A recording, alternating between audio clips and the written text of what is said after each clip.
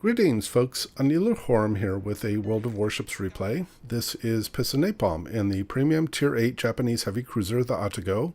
He is divisioned with Jimijaz in the premium Tier 8 U.S. Navy destroyer, the USS Kidd, and with myself in the Tier 8 U.S. Navy light cruiser, the USS Cleveland. However, this replay is going to focus solely on Piss and Napalm's perspective. We are in a domination match on Hotspot. We are top tier, which is always nice, as Tier 8, and is hopefully a reflection of the improved matchmaking that Tier 8 is supposed to see, starting with 0.7.11, and there are no aircraft carriers. As far as ship upgrades and commander skills, the upgrades are pretty typical for a cruiser at this tier, and the commander has what looks like a tank build, so I'm guessing this is a commander from a battleship with fire prevention, basics of survivability, and superintendent. So Napalm is playing the Atago because he wants to earn the doubloons that have been offered through the Gold Rush on Atago personal assignment that came with having received the Atago B, or the black version of the Atago, in the Black Friday event that happened in 0.7.11. And as this game progressed and his contribution increased, he was commenting to Jimijaz and myself through voice comms about how he felt like he rediscovered the ship. Getting to the gameplay, we are moving towards Alpha and Bravo, with Jimijaz moving into Bravo, where he is going to detect the opposing Jervis, and we're going to call target on him. And I, in the Cleveland, am trying to position myself by the island that's on the southeast side of Alpha. That gives me some cover from ships on the north side, but then also allows me to radar and fire into either Alpha or Bravo, depending upon how I want to position myself relative to that island. Here we see the opposing Benson. He has been radared out either by myself or by the Atlanta, but we've successfully driven him out of the cap. And we're a little bit frustrated that our allied Asashio that you can see that's in the Foxtrot 2 region of the map, he did not come in to contest the cap. He has very good concealment. He has a lot of backup. We understand that he's, probably quite anxious to be able to get some massive torpedo strikes on these unsuspecting battleship players, but we're really interested in getting these caps so that we can build ourselves some lead and give ourselves a good chance to win this match. Behind the King George, you see an opposing Myoko. It's actually a Southern Dragon, and that player is going to do a very good job for his team. So we're going to keep an eye out on what he does. He is very effective in his cruiser tactics and is going to survive late into the battle to provide some very good support for his team. Piss and Napalm gets a torpedo strike on a ship. I'm not sure which one it is, but one of the things that Piss and Napalm mentioned as part of his, quote, rediscovery of the ship was that the Atago has very potent torpedo systems.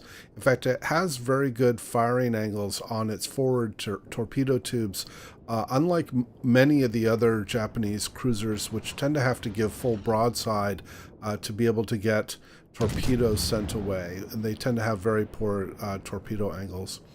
Here, Piss and Napalm is trying to push off the Chapayev. He had AP loaded. I'm guessing he was thinking that the Chapayev might be broadside to him when the Chapayev came around the corner, but the Chapayev has turned back.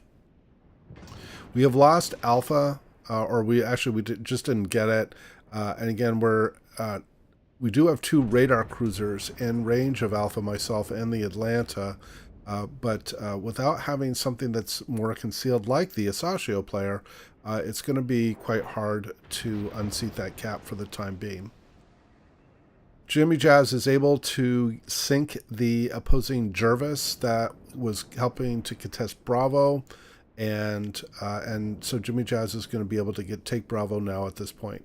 Now, taking a look on the east side of the map at Charlie, in fact, the opposing Kiev, which is another ship that's going to do a very effective job in this battle for his team, he is able to sink our opposing Queen Elizabeth that was at Charlie.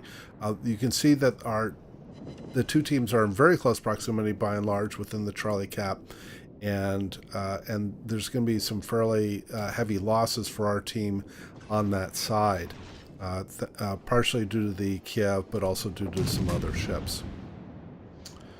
Get the King George down, and there goes the Arganizanau again at the hands of the Kiev on the Charlie cap, so that Kiev player has been able to take out 2 of our battleships, and so our Charlie presence is really getting overwhelmed. And so getting another cap here is going to be really crucial. Jim has stayed in Bravo to continue to contest the cap and make sure that it stays secure and provide some spotting. And then we are now pushing into Alpha so that, in fact, Piston Napalm is using his very good concealment to be able to try to, and also this island to be able to help take this cap, because we really do need another cap. We're down a ship at this point, and we are down on points.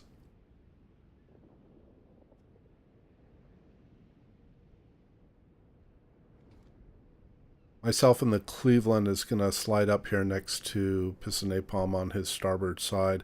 So our goal here is we want to be able to maintain a very strong presence in Alpha. We want to be able to push off the opposing ships that are on the northwest side of Alpha. Here comes myself and the Cleveland. I'm going to give a little bump here to Piston Napalm.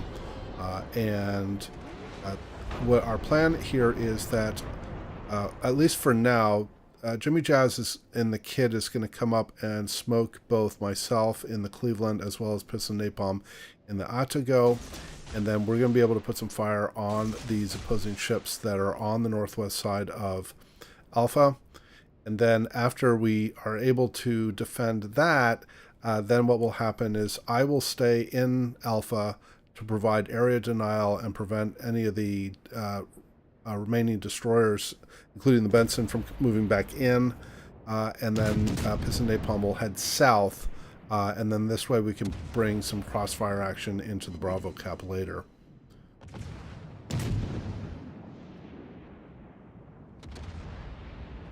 There is the opposing Benson, and he is going to get sunk by our Warspite. So that leaves the opposing team with 1 destroyer, which is their Kiev, and again, that Kiev player is going to prove himself to be very effective.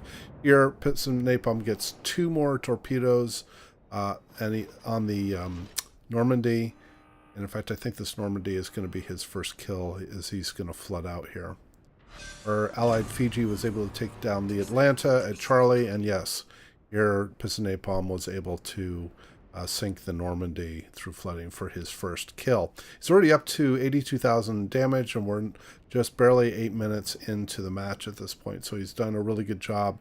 And again, like I said, this is part of his, quote, rediscovery of this ship. Now we can reasonably expect that the opposing team is going to be moving in force from Bravo toward Charlie, and the first of these ships is going to be this effectively full health Nelson. And again, this is what I mentioned earlier. Our goal here is to put ships that are moving from Charlie towards Bravo into a crossfire. So Piston Napalm is working from the south side, and I am working from the Alpha flank to the west of Bravo.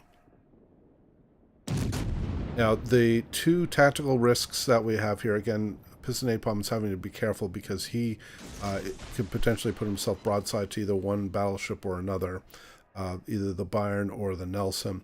But one other tactical risk that we have here is that if the opposing team elects to, instead of moving through the center channel on the west side of Charlie, instead decides to push south, that might put more pressure on our southern side and make it harder for us to be able to be effective with the crossfire.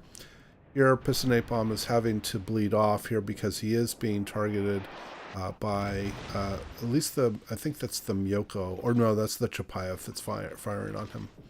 But he's trying to not become the focus. In fact, now he's being targeted by 2, including the opposing Nelson. Avoided taking too much damage there. Those are big rounds. He gets another torpedo with flooding on the Nelson.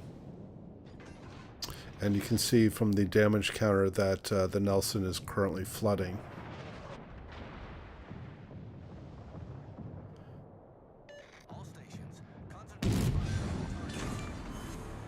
And there is Piston Napalm's second kill. And he's up to 130,000 in damage. And again, we're just barely a little over 10 minutes into the game. We are right now a little too concentrated alpha at this point. In fact, you can see that Bravo is now being contested by the opposing Kiev. And again, I mentioned earlier that Kiev player is going to be has been very effective for his team up to this point, and he will continue to do so. So our positioning here is not very good. We're not in a position to be able to fire into Bravo. I am in the Cleveland. You can see me on the left-hand side of the screen. I am going to reposition again back on the southeast island of Alpha to be able to bring radar support towards Bravo and to provide fire support. And there is the opposing Kiev.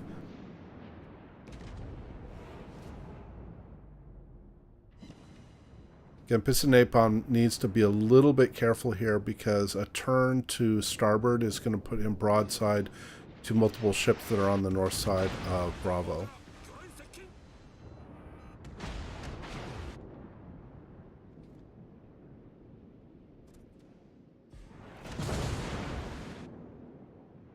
Holding fire here to stay in concealment, but again, he wants to send more torpedoes into the cap. Just has to be careful. He's got a battleship there in front of him. He doesn't want to run into him. Jimijaz is called target on the Chapayev. We do need to get the radar down so that we can be make it a little easier for us to contest the cap. That Chapayev is going to be able to radar the entire cap. At this point, when Piston Napalm bumped into the Warspite, he was afraid that he was going to end up killing the Warspite through ramming damage, but as luck would have it, he was not the one that gets the kill and ends up turning pink. So he was a little bit of a close call there. Switching to AP here because the Chapayev is a very squishy cruiser, actually. Its citadel sits well above the waterline. Isn't quite broadside here. Another fairly squishy cruiser is the Charles Martel. If you can hit the French cruisers, the mid-tier French cruisers, and even up through the Saint Louis, basically right underneath the second gun, you will go right into their citadel. But he doesn't get very good. In fact, I don't know that he got any shells on the Charles Martel there. Trying to avoid some incoming fire as he had dropped back into concealment. Again, the pressure here is really to get the Chapayev down. Both myself and other ships, in fact, I think the Asashio was firing on him as well. Right now, we're really under some pressure to get the Chapayev down, and I am finally able in the Cleveland to finish him off. Here's that opposing Myoko that I mentioned earlier as well. He's also doing a very effective job for his team. He does a lot of kiting, he does a lot of throttling, and he throws off a lot of our shots on him. I remember, from my perspective, I was getting quite frustrated trying to hit him reliably because he was doing a really good job managing his speeds and his turns so that he would avoid incoming fire, because the Myokos also can be quite squishy. There is High Caliber. He's up to almost 141,000 in damage. He's got to be a little bit careful here because he's going to be the point ship on this flank, and here Jimijaz is sliding up on his starboard side and is going to drop smoke for him again, and this will allow him to put some concealed fire on the opposing Warspite that is in Bravo. The only other risk at this point as far as torpedoes would likely be the Kiev or the Charles Martel, which is actually within almost within range of the Charles Martel's torpedoes. Trying to switch back to AP. I think this is going to be a little late. In fact, we lose eyes on the Charles Martel. But that cruiser was broadside to him briefly. Calling target on the Warspite. We're trying to get him down because, again, he's low health. This Napalm fired his AP shells out at the Myoko because he was broadside.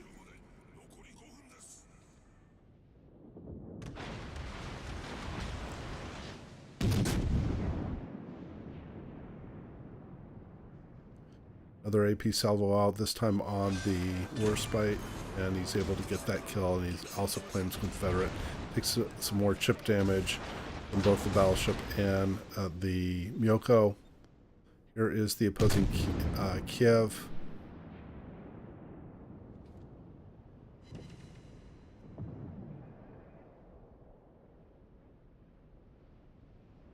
So right now we have a lead, but it's very tenuous because we're down one ship and we only hold one cap. Here's the torpedoes from the Kiev. This is a good... I think Piston Napalm did anticipate the torpedoes coming. That's why he went nose in. There's that opposing Myoko, who's been vexing us for much of this game. He's been doing a really good job putting range fire on and avoiding damage. Nearly full health Byron has finally crept out of Charlie. I'm going to send one set of torpedoes out back towards the battleship. I think he sends the other set as well. But the key here is that we need to get another cap. And Jimijaz obviously has the concealment to go into it, undetected, which he's not going to do. There is the opposing Kiev. We really do want to get that destroyer down, because he would be the main threat to being able to hold the cap, or one of the main threats at this point. Oh, it looks like he's going to line up a shot on the Myoko here. This Napalm needs to be careful here, because again, this is a place where he can be in a crossfire between the Kiev, the Myoko, and the Bayern. Looks like the Charles Martel has kind of taken himself out a little bit of the out of the battle. AP salvo out, but I think this is an example of where this Napalm is not able to get a hit, because this Myoko player is doing a really good job managing the speed and direction of his ship. Now, Piston Napalm's used up all of the repair parties for his ship, so whatever health he's got is what he's going to end up he's going to have for the rest of the match. And the torpedo send that he did send behind towards that Byron was successful in sinking the Byron, and so now he's up to 4 kills.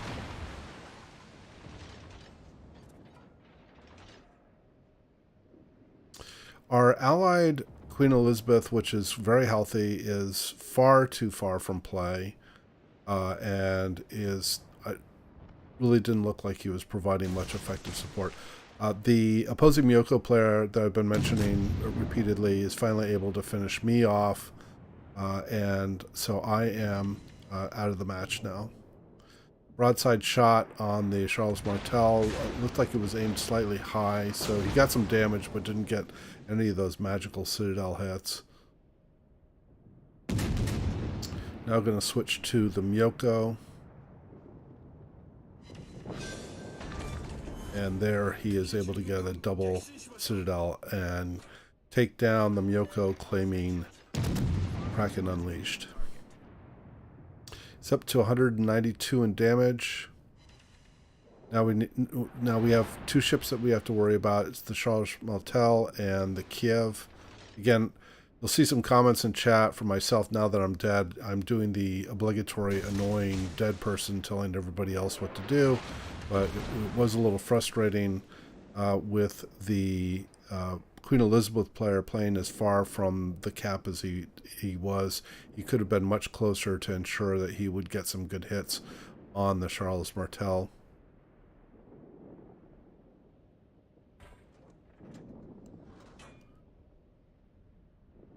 We do have a lead here of 85 points, and we're down to the last 40 seconds. But if they were to sink one of us, it would flip the scores so that they would be in the lead. Here, the Charles Martel runs into an island. He's broadside to Piston Napalm's 203mm shells. He gets a double Citadel. Almost finishes off the Charles Martel, but time is ticking down. 10 seconds. Shells out. That set isn't going to quite finish him off. He's just down to a few hundred hit points, and he will fire here, but time won't fire here, and time will expire.